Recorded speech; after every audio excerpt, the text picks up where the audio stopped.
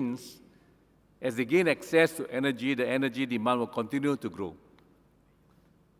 I think the challenge for all of us here is how do we get government policies and the people's action both in mind to push for a more carbon neutral future. And that will require a huge effort. And one thing that we haven't discussed today is that the zero carbon energy source which we haven't discussed is nuclear. And when is nuclear going to become a big role again in Asia? It is already some headway in China, and Vietnam has developed some projects, but it's still very far away. And when will become a substantial source of supply of energy in the future, and what are the implications and consequences? Of course, DNVGL can give us some picture of what's happening in Europe and what is going to happen in Asia. Europe has different challenges from Asia. Europe is largely developed, and the switch to renewable has been very rapid. The investment in the grid system to take on this intermittent supply of renewable has been huge, particularly in Germany. But Asia lacks infrastructure. Asia still lacks energy security in many countries. And the Asia push for urbanization and growth is still highly active. And I would say that if the members of the panel would like to discuss a little bit about these issues of the challenge, demand rising, supply we are importing, the push for renewable is there but expensive. How do we balance it all up? On top of that, there are many countries in Asia which have a huge subsidy on energy supply, on energy demand, especially for the, to make it affordable to the low-income groups. And that distorts energy demand substantially in some countries, even though the good news is that Philippines, Singapore, Indonesia, Thailand, they are reducing the subsidies. So perhaps let's start with Dr. Akhtar. Okay, that's a very broad agenda, so let me just zero in on few elements that I wanted to additionally highlight. First of all, your last point on urbanization is very critical.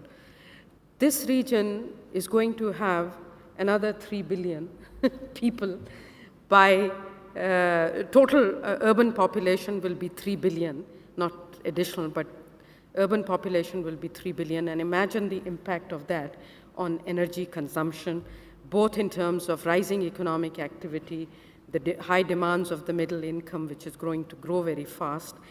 So clearly we need to position this region in terms of having adequate supply, which is a first fundamental human right of people, the energy access. And I'm going to come back to what Anil said, which is very critical, is that the region has the resources. It's a question of how do you really have effective trading of energy resources. Now, there are various hubs that have emerged. Asia and the Pacific is a very large region. So we have ASEAN, which has a master plan for energy development in the region, which includes clearly development of the ASEAN power grid. You look at the Far East, there have been plans for quite some time to have Far East, Russian Far East, I mean. There have been plans for quite some time for development of the power grids there. There has been very limited movement on that front. Then we have South Asia.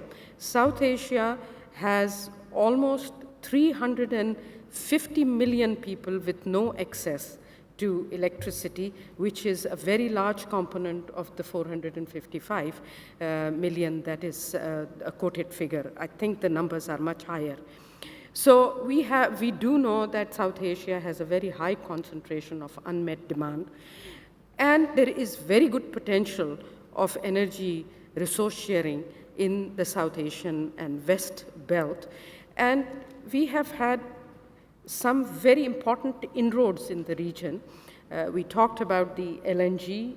There has been very good progress at country level to have compressed gas. There has been very good movement in developing the biggest gas pipeline from Turkmenistan and also from Iran to basically a number of countries.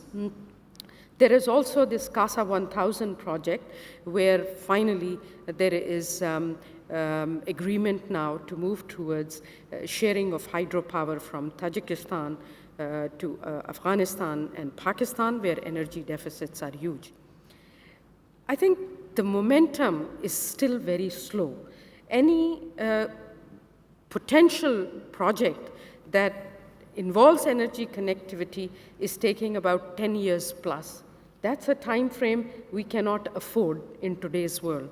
So hence, SCAP has now set up an energy committee. We are actually an intergovernmental platform, and we are involved in trying to present now by January to the member states what will it take to augment the pace of energy connectivity in the region, which includes, of course, keeping political issues aside. Political commitment is absolutely important, but there are simple things like having one Asia-Pacific database, having harmonized legal, regulatory, and standards of operation, having some understanding of cross-border issues, which are very complicated, and movement on power grid. These are some of the things that are going to be discussed at the platform of SCAP.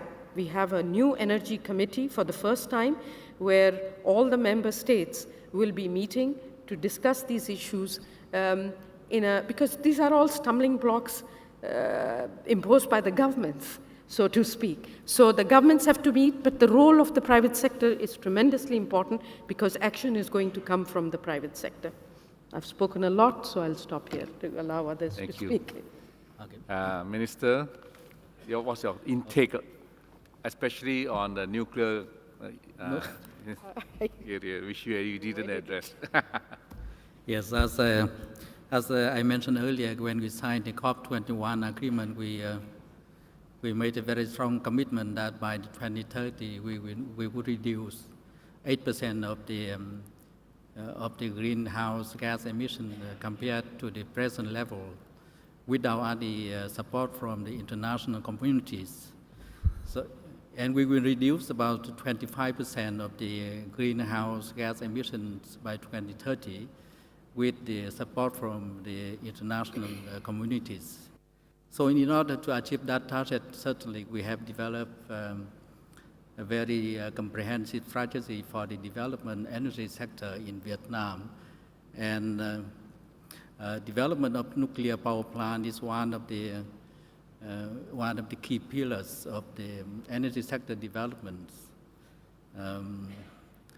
So as you know, with regard to nuclear energy, except the utmost problem that is safety, that could be considered as a clean energy. And we have, so far, we have very ambitious nuclear development program. And currently we are developing first 2 nuclear power projects.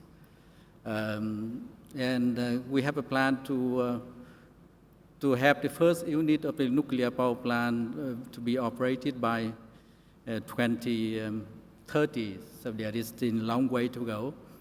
But you know that in the society, in our country, there is still very big concerns about the safety of the nuclear power plant in the context that we don't have so much capability as well as the capacity to develop as a run safely nuclear power plants. So You know that from now until 2030, when the first unit to be online, there are a lot of things we need to revise, to cautiously consider. So with regard to the environment protection, you know that in our country we also have very comprehensive and ambitious development program for the renewable energy. If including the hydropower, so by 2020, the renewable energy in our country should be account for the 41% of the capacity. And by the 2030, when the system is growing, the renewable energy should be account for 38%, including the hydropower. So if we exclude the hydropower, at the moment, renewable energy in our country is still very, very insignificant. So in order to develop such a kind of renewable energy like the solar and wind power, we are developing a so-called the feed-in tariff mechanism, and we hope that with such a very attractive mechanism by the 2030, we would essentially develop and harness fairly big potential in Vietnam for the hydropower, for the wind and solar power. I think that one of the realities in our country and in the region is to meet the power energy demand is how to improve the efficiency. In Vietnam, as you know, that we have very high growth rates, about 11%. So in order to have 1% of the GDP growth, we need to have 2% of the energy growth. It's very, very high energy intensity, and one of the major problem issues we have to tackle in the future is how to improve the energy efficiency. And I think one of the very, very important solution is to have the energy price that reflect on the cost of the production, and energy price should send a signal to the customers so that the customers, including household and enterprises, should apply the efficient technology, energy efficient technology and devices. And I think that investment in the energy efficiency is the most effective and most efficient investment in order to secure energy in our countries. Thank you. You know, Vietnam is a centrally planned economy and have been planning energy in a very comprehensive way. And I'm glad to say that the Minister has told us that both renewable and energy efficiencies have very, very high priority. On top of that, the regulatory framework of pricing energy based on cost rather than using big subsidy is very important.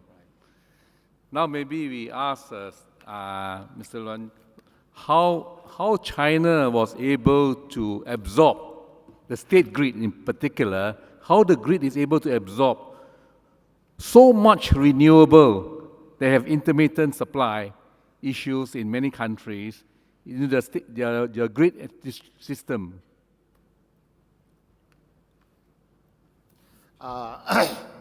这个中国的这个可再生能源呢，主要集中在北部和西部啊。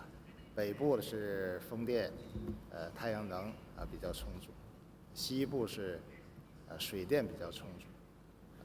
我们主要分了2步走。首先，这吸纳这些新能源，在当地要把它使用掉，要把它用掉。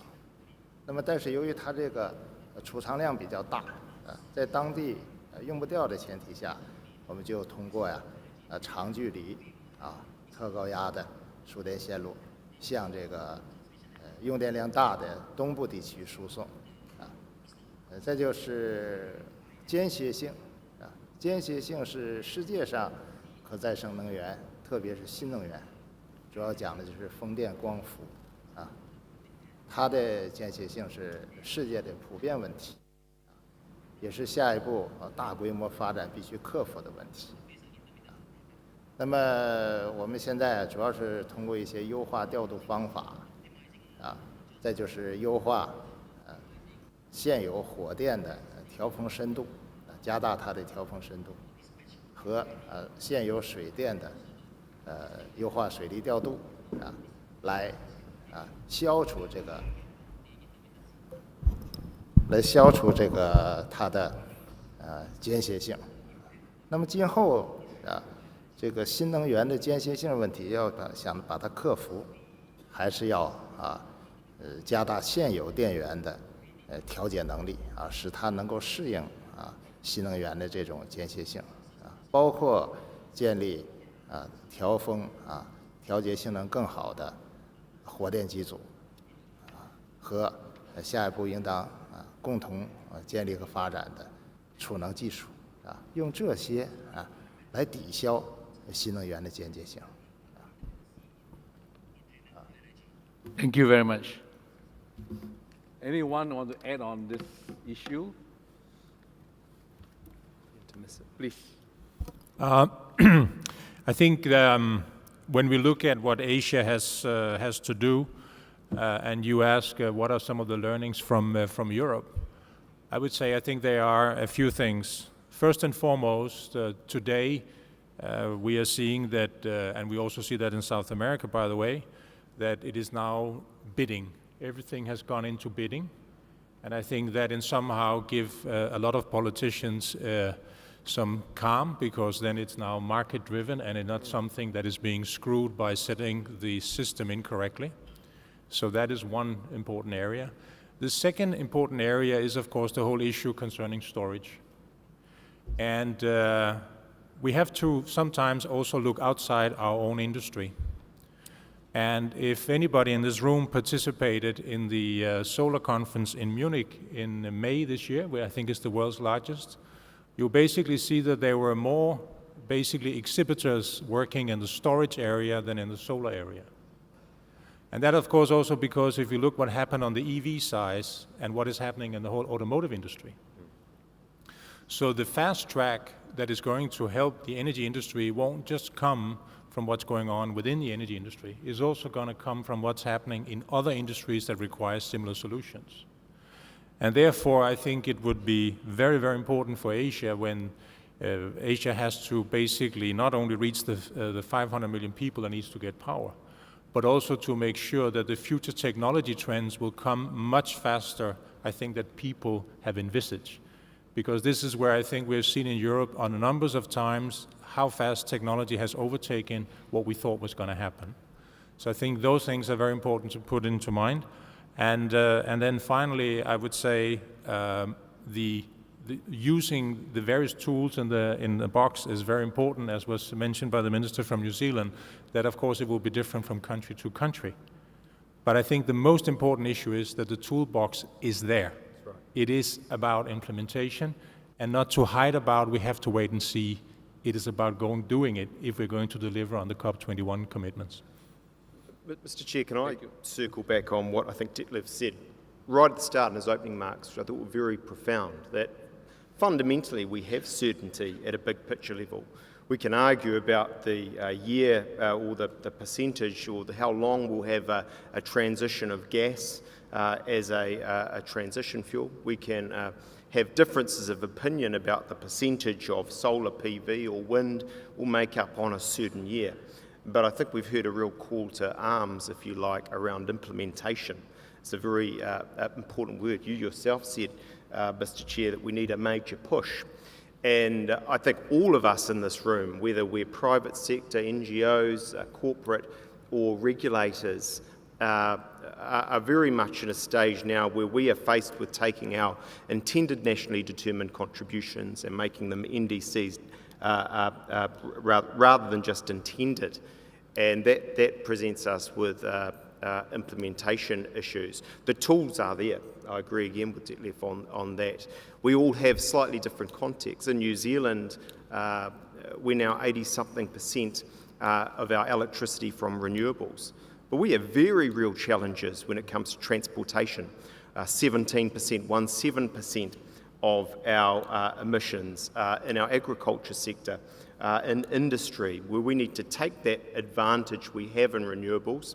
We're not a superpower in much, but this is one thing that we have and move that sideways into the other areas, have very clear policy prescriptions in relation to in transport, electric vehicles, public transport and these other areas. Can I be so bold, facilitator, to suggest 3 perhaps calls to action, specific things? One is around competition and level playing fields. And we've heard very clearly that many of us, myself included, have been surprised by the rapidity that solar, wind and other clean tech technologies have become cost competitive. We just need to let them compete on a level playing field many of the times. That's not always true in every context, but it's important. And that leads me to fossil fuel subsidy reform, an area where, if the IEA's figures are correct, $500 billion each year in inefficient subsidies to the consumer are in our fossil fuels area. If we let go of that, if we phase those out, that in itself is a very important tool in our toolbox. I think another one is targets. Having targets as governments, as regulators, to focus our minds, to focus our nations as to where we want to go. Renewables and electricity. For New Zealand, it's very much about a renewable target and our total primary energy supply as a next move. But we will all have our goals that we should be setting to help us and to help us plot a path to where we need to go. Thank you. Anil, do you have anything to add? Yes, certainly. I just want to once again touch on the fact that, at times, as custodians of this energy sector, many of us lose sight of the fact that there are out there so many people who have been denied access. Because we have this rhetoric in terms of talking fashion statements. We have deprived these people, and we will deprive them if we continue to talk about the fact that the storage is to come, solutions are to come, and that we will have electricity for those people. I think it's important to understand that gradually and systematically we have demolished all mechanisms which had some ray of hope for these people. For example, the CDM mechanism, where at least there was a possibility of polluting people, supporting the others who perhaps could get electricity access through sources which could be energy efficient and cost competitive.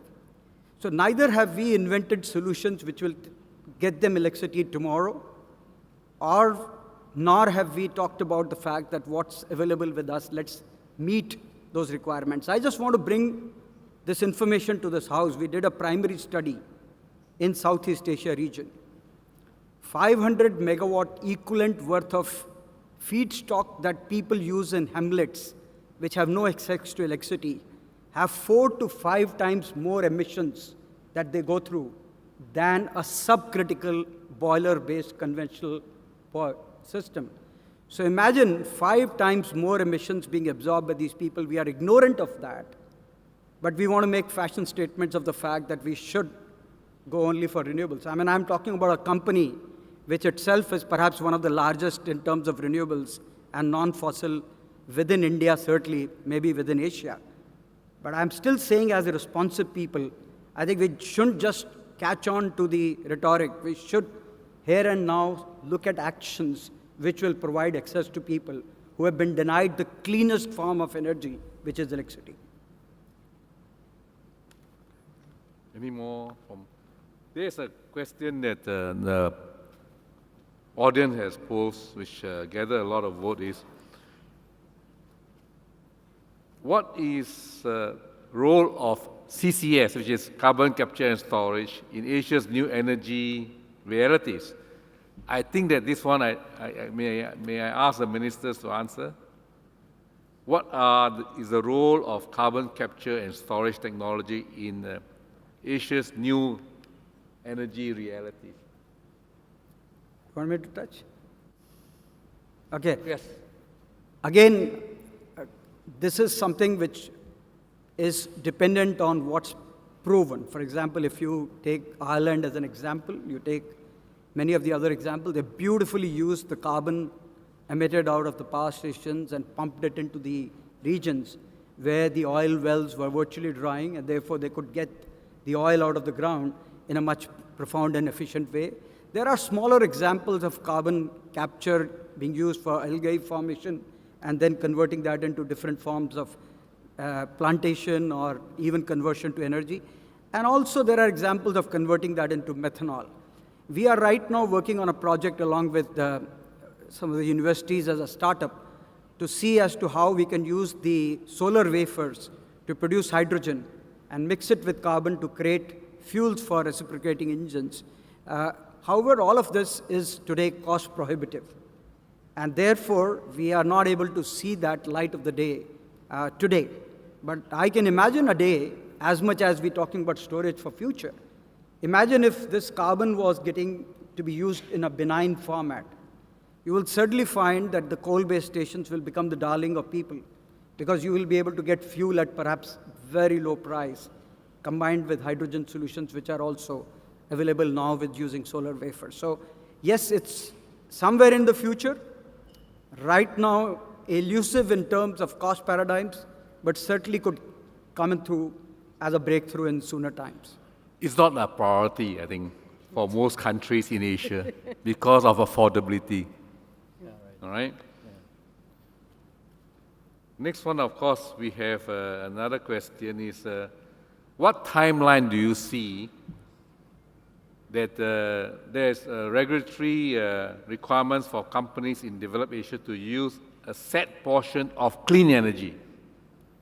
Do you see any country set timelines or proportion of clean energy to be used? No. Has China set any timeline for clean energy for each usage? Well, I'd like to just make a general statement. I think in the submission, INDC submissions, there is clear-cut targets on how they will be able to bring down the greenhouse gas emissions, and it is supplemented by specific country strategy elaborations. Now, of course, these vary from country to country a lot. So I think it took a long time to get the INDCs available and to have Paris Agreement ratified by at least a decent number of countries. So I do see there is a plan of action out there, but like I said earlier, political commitment is quite critical. Second, along with the number of items in the toolbox that was mentioned, I'd put in really 2 additional items in there which are very critical. One is, of course, partnerships, because it's not going to happen by country working on its own. And I think in that context, since we are talking about Asia and the Pacific, there has got to be more action on developing regional partnerships, given that Asia and the Pacific region is on the frontier of R&D expenditure too. I think we have at least 5 countries which have very high R&D expenditure and they are innovating. So regional partnerships is something that we are trying to harness more in our science, technology, and innovation platform, be it including, of course, energy. The second is financing. I think we need to put this in the toolbox simply because everybody says finance is there, but finance is not there in a big way for more complex and difficult projects unless it is supported by effective credit enhancements. And you know, if you actually look at the IEA estimates that cumulative global investment in clean energy of 75 trillion is required by 2040. Putting this in perspective, by the 2020s, which is just around the corner, annual investment in clean energy must triple from its current levels. Now, all the pension funds, insurance companies are shying away investing in greenfield projects.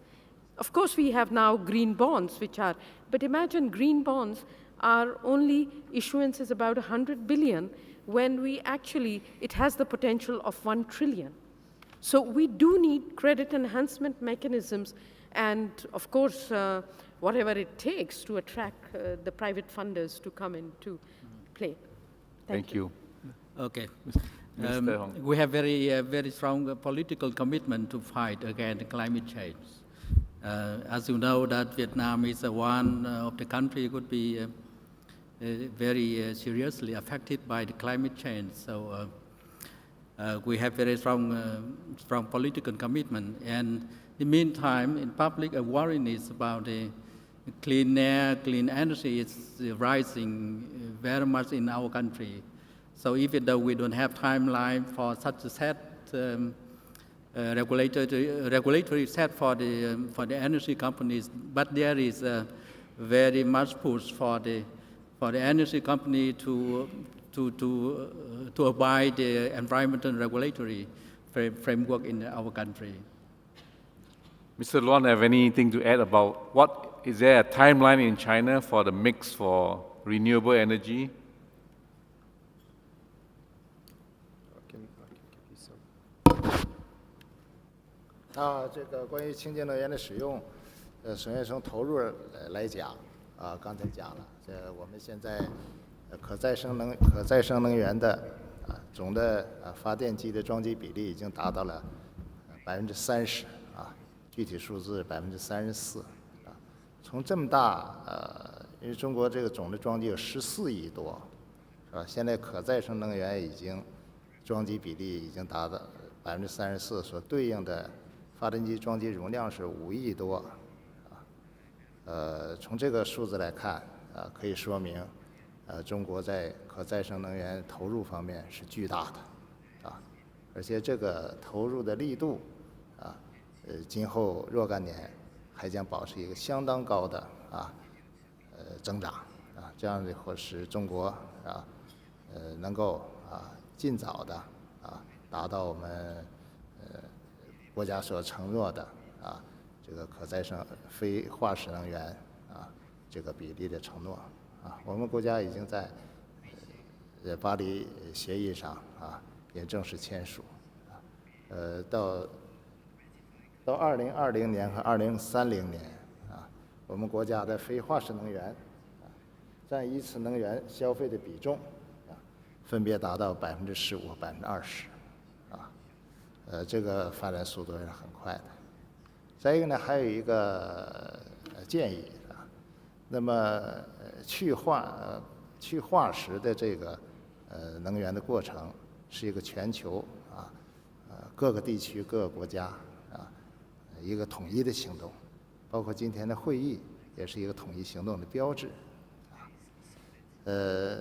那么首先我觉得在今后推广可再生能源应当大家各个地区各个国家在电力的方方面面的标准上和做法上应当趋于一致，特别在标准制定上应当有利于可再生能源在全球推广这么一个方法同时呢国家地区之间的发展时间不同差异性比较大，所以应当使这个在可再生能源发展早发展快的国家向那些发展慢发展晚的一些地区国家加强这方面的建设和运营方面的合作使我们全球能够早日的迎来可再生能源的时代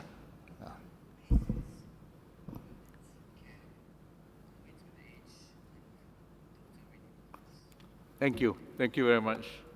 So we have one last question from the audience. What advice would you give to the PV industry to establish partnership with the private sector in countries like India and Vietnam in order to meet the domestic demand for distributed generation? Anybody want to take on this question? Be cheap. Well, in terms of distributed generation, Vietnam has already announced positive policy both for wind as well as solar. And I think we have, at least as a private sector, we are very happy that the first rooftop solar that we have commissioned is on the Indian Embassy in Hanoi. So it's already working. That was supplied by Tata Power Solar. And we are committed to executing projects. We have already commissioned close to about 11 megawatt of different rooftop and ground-based solar. So from the private sector perspective, I would say that Vietnam has desire to assemble modules. They have a desire that people should set up factories there and buy cells from outside and not necessarily process wafers, etc. And I think that's a dream that will soon fructify, because Vietnam, according to me, is a very good market, and therefore there'll be a private sector participation there soon. Yes, Minister. For solar, we have a policy to incentivize, stimulate only the private sector to invest in. And we think that with the policy we have, we are going to have within this year, such a policy would be attractive enough to attract the private sector to invest in the solar. And certainly at the moment, the solar energy price is still higher than average the energy price in Vietnam. But I think that we believe that with the trend of the solar technology costs going down, the solar energy in Vietnam could be very fast developed in forthcoming years. Thank you. I think there's an optimistic note to end this particular session. If there are no other questions from the floor, then we will call this session to an end. And please thank the panel on our behalf.